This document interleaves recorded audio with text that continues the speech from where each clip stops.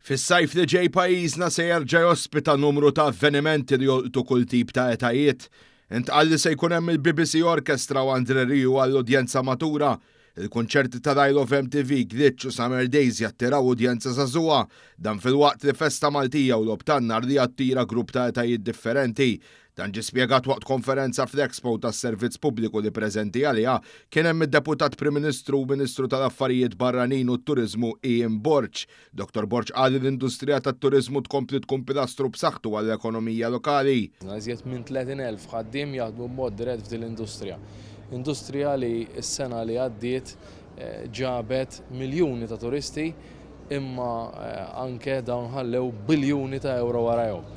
Id-Deputat Prim Ministru qal ukoll li fis-sitt xhur li ġejjin Malta se jkollu opportunità oħra biex tikkonsolida r-rwol tagħha bħala msieħeb serju u kredibbli fuq livell internazzjonali, kif ukoll li tissaħħaħ il-kollaborazzjoni ma' pajjiżi u organizzazzjonijiet internazzjonali oħra u biex tissaħħaħ il-Kunsill tal-Ewropa. Id-Deputat Prim Ministru sostna l-missjoni li jkompli jaħdem favur paċi dejjema, dialogu ġenwin u d-diplomazija mhux biss fl-Ewropa iżda madwar id-dinja. U allura din il-Presidenza qed tagħtina opportunità sabiex anke nmexxu l-qudiem l-oqsma tad-demokrazija, s-saltna ta' dritt, ġustizzja u diversi prioritajiet li qed irresqu l-qudiem jekk mhix il-protezzjoni tat-tfal, il-ġlida kontra l-vjolenza domestika, l-involviment taż-żgħażagħ fil-politika u fit-tmexxija tal-komunitajiet tagħna, b'impenn ukoll fuq l-Ukrajna.